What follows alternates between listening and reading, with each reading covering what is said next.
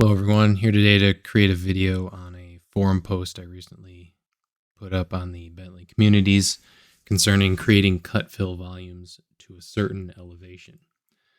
So what I had the request from my drainage engineer to create some cut fill volumes here for some remnant areas, kind of pond areas. Most of this has to do with ponds and coming up with like environmental impacts. And so what he wants is to do the fill between existing ground and a specified elevation and the cut below that elevation. So we've got kind of two different things that we need to look at here. So what I have up on the screen is one of the areas that we need to check out here. So the first thing that I want to do is create a proposed terrain model from this area. So I can start out by selecting all of the items. Then we'll come over to terrain. We're going to create a terrain model from elements. And we'll data point to add the elements. So I typically use break line with a max triangle length of 2. That helps me create a nice tight proposed terrain model and avoids having lines connecting across gaps like this. Sometimes if you don't have that appropriate edge method, you'll get something that doesn't maintain the current boundary.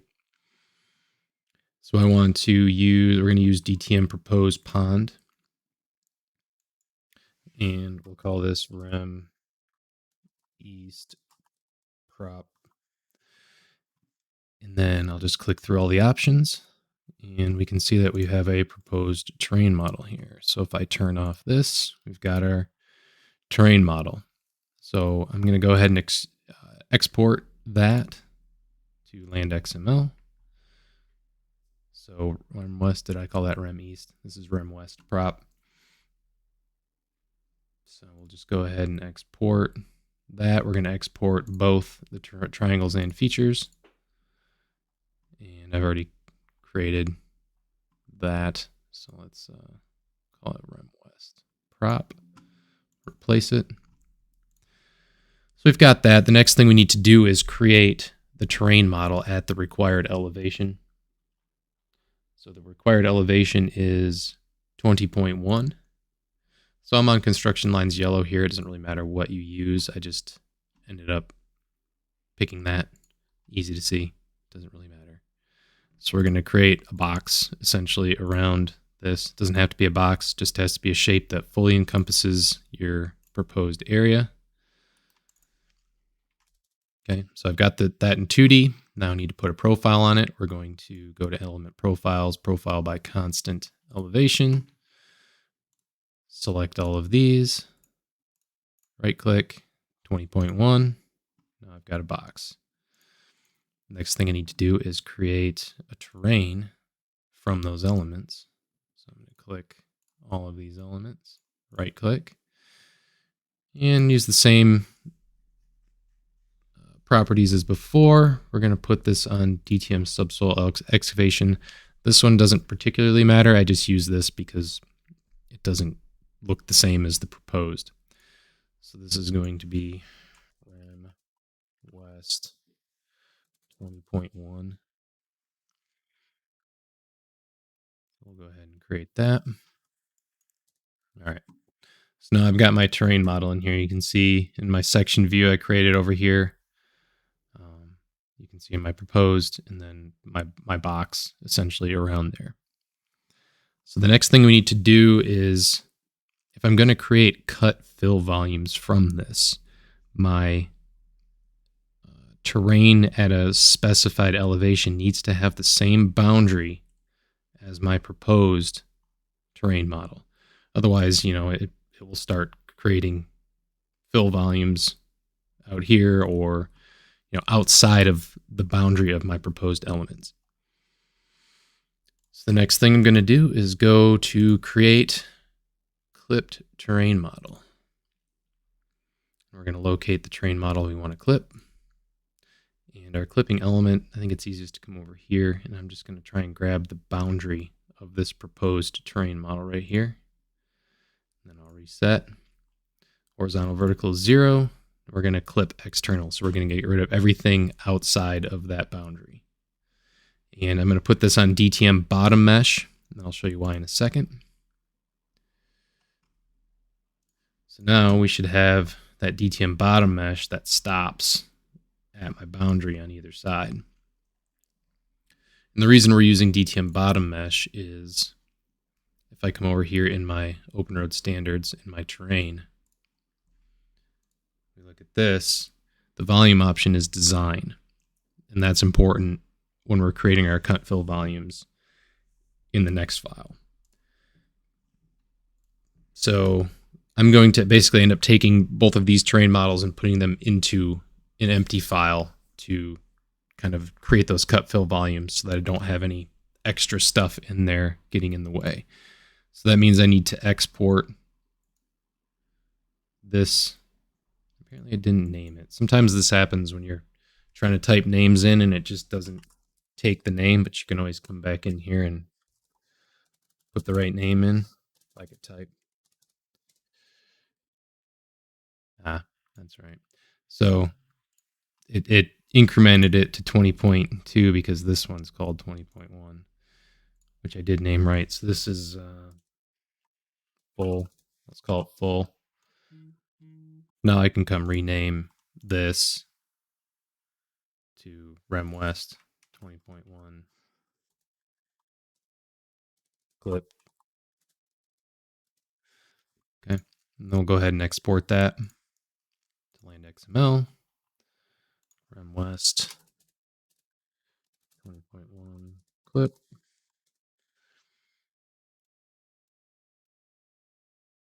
Okay, got the right name, going to the right place. All right, so we've got those both exported. Now we can go into the next file and we'll start working in there on the cut fill volumes. So I'm going to go ahead and create a GDTM file. And we're going to go to survey design, GDTM. We'll create that file. All right, now we're here in that GDTM file. And there's a few things I need to do to get started. We're going to attach our main GDTM file. Set that as our active terrain model.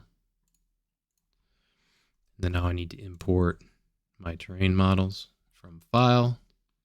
So I want that Rem West prop. And we just want to make sure that we are importing these on the correct feature definitions. So this should just be on what I exported it as the DTM proposed pond. Okay. Now we've got that here. And then we need our other clip. And that one was on DTM bottom mesh. All right. And then real quick, we'll just go ahead and create a linear element so that we can show off our cross-section view here. I find the cross-section view pretty helpful in making sure that the cut fill volumes are doing what they're supposed to do. So you probably saw this in the other file too. I just created this dummy line in here. Go ahead and F4. Set up some views here real quick.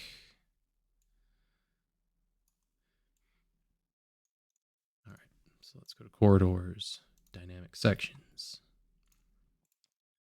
Just doing 100 left and right. We'll start right here. I've just been using 20. Works pretty good. We'll set our exaggeration to 4 like before. And we can see that we've got our elevation here. We've got our two terrain models in the existing ground. So the first thing that we need to do is we're going to calculate the fill between existing ground and the elevation. So in this case, the fill between the existing ground and elevation looks to be 0. Like this elevation is really low.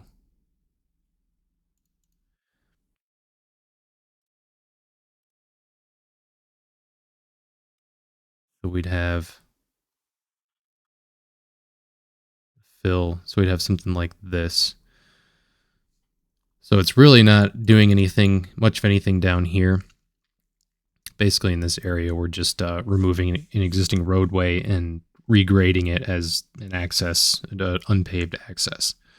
So we might have a little bit of fill like right there, but really what we're looking for is in this area, it looks like. So we've got some fill. So we're looking for it to fill in this area.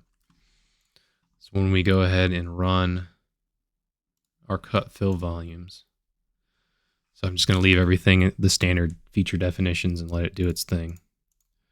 Click through all the options, data point. So we've got our fill from existing ground up to the elevation.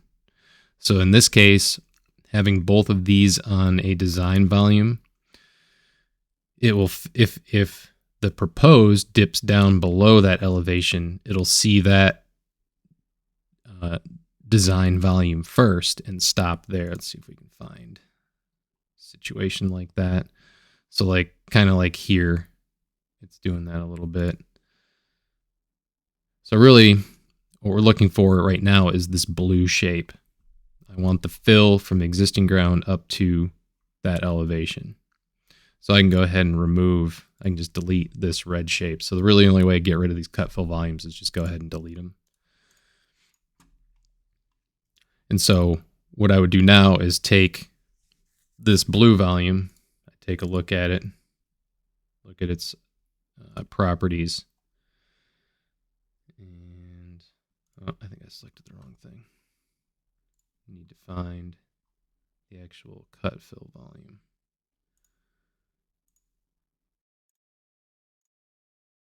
Let's just turn these off. So there's my cut fill volume. It's kind of hidden underneath there. So if I go there and select those properties, I can see my cubic feet. So to get that to cubic yards, just divide by 27. Now that I've got that number written down, I can go ahead and delete this volume. Turn this stuff back on. So now I need to find the cut below the elevation, which I don't even know if there's going to be any. But what I can do in this case is instead of having this on DTM proposed, I want to change this feature definition to something that I know is on existing. And this DTM subsoil excavation, I know is on existing. So if we go and look at the OpenRoads standards, feature definitions, terrain, DTM subsoil excavation, there we go, volume options existing. So that's going to change how the volumes are being calculated. Let's see what we get here.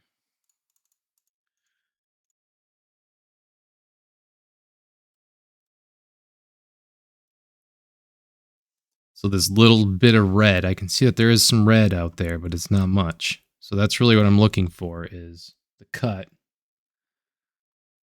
below the elevation. So if I go ahead and delete, let's turn off our DTMs again. Delete this blue, because that's not the one I need. You can see this red is just a very small piece. Go back a little bit more, we'll start seeing some of it. See how the proposed ground is cutting into there, but it only goes up to here. So that's the elevation. That's what they're looking for. And in this case, it's a pretty small area. We can go ahead and pull up the properties of this. And like it's only 154 cubic yards, very small, which is as expected in this case, because we're ultimately just kind of putting back a graded area, at about the existing elevation it was before. So that's the end of this method. And I did notice that this particular instance was a little bit different than the approach that I had to use in the forum post. The request was a little bit different. So next I'll go back and take a look at that and show you how I went about doing that. The one part was pretty much the same, but there was an extra step that was involved that I want to cover. So we'll get to that next. All right, so in this case, we wanted to find the cut between existing ground and elevation 10. So you can see what's happening here is I've got my pond comes down, but it goes deeper than elevation 10. So ultimately what I want this particular terrain model to do is follow my proposed pond until it hits 10, and then come across, and then come back up. So my idea was to create some sort of complex terrain model. The only issue is I ultimately need to create like a clipped terrain model that stops at elevation 10 all the way around, just kind of like this. So like the yellow you see in here is what I ultimately need to create so that I can combine my proposed terrain model with this new clipped terrain model. If I try and combine these two terrains, it's going to, it sees two different elevations at the same location, and it's just not going to work out. So what I need to do is I've got my proposed terrain model in here, and right now it's just showing up as triangles. So I kind of want to go in here and change what's showing up. So I'm going to keep the boundary, turn the boundary off, and I want to turn the triangles off, and I want to turn the contours on. Okay. And then I want to come over here and find which one of these is elevation 10. There's 8, 9, 10. So let's just put a little pointer at, that's 10. I'm just going to point to it. So what I want to do now is I basically just want to drop this terrain into its elements. And so I'm going to turn off all these DTM things so that I just have the contours on for a second. So if I come up and I drop this,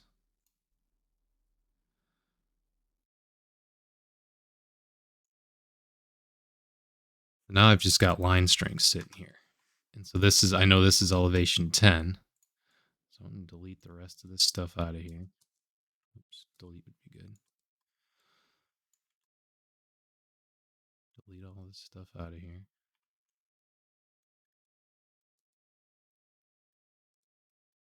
Okay.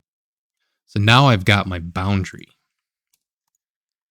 That's the way you get the boundary that you need to clip this terrain model to.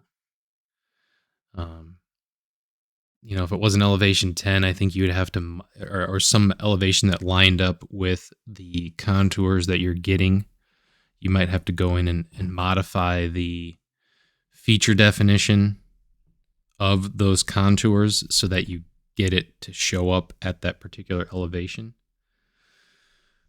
I haven't really gotten into how to get it, like if it's 10.89 or something like that, how you would do that. But this is kind of what I figured out is creating. So I found the 10 contour all the way around here. So I think you would have to figure out something along those lines, is make it cut a specific contour at the elevation that you want. So that's what I'm doing here.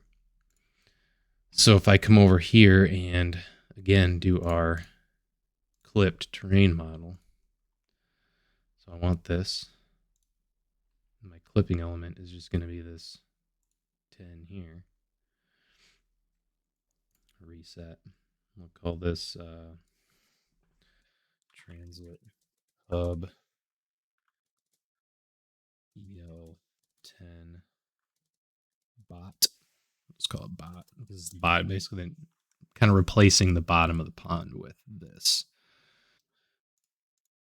So now you can see I've got that. I've got that new element in here. So I want to go, let's see, I don't know if it saved my name or not. Let's go look at OpenRoads model.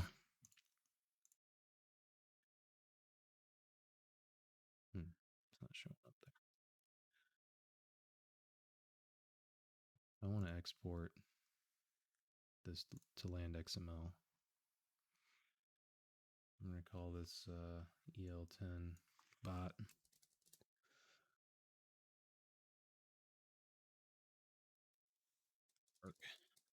Transit hub EL10 bot. Okay, click through everything here. EL10 bot. All right. So now I can delete these out of here. Delete this out of here. Delete that. I'm going to turn back.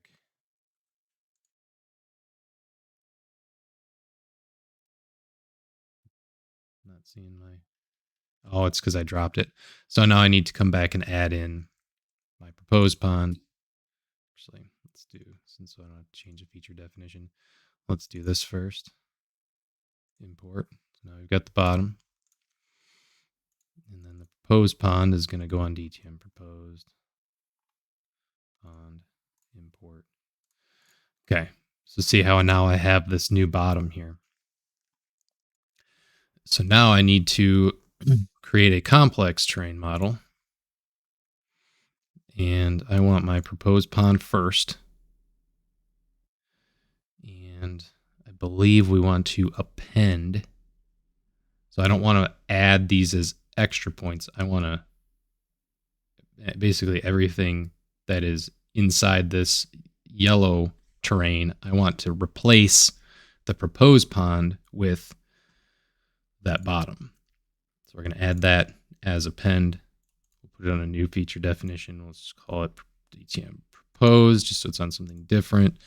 And then this is going to be transit hub. Let's call it complex. Finish.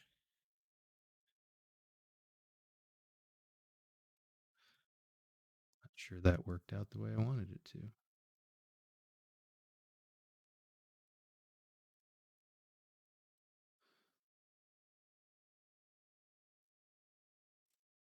Let's go check our complex terrain model again. We can look at our terrain models here. DTM proposed. We can edit.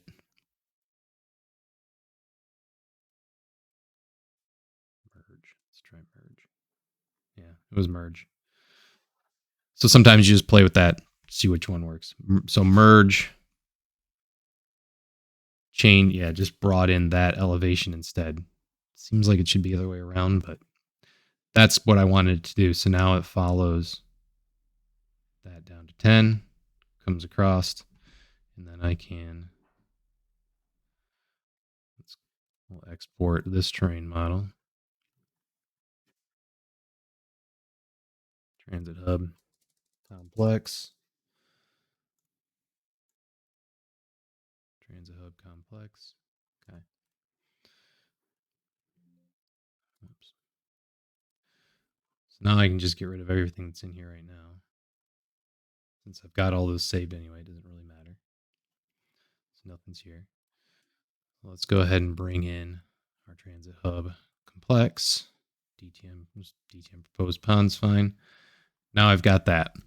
Now I can create my cut fill volumes from existing ground to elevation 10. So if I come in here, create my cut fill volumes,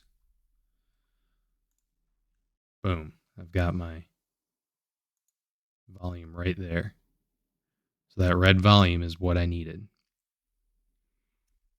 And that's pretty much how you do that one. So that's essentially what I solved in that forum post. And I'll put that forum post in the comments or in the description of the video so that you guys can go take a look at that. But I think that covers pretty much everything I wanted to cover on this topic. So if you guys have any other topics you'd like to discuss, let me know in the comments. But other than that, have a good day. Thanks.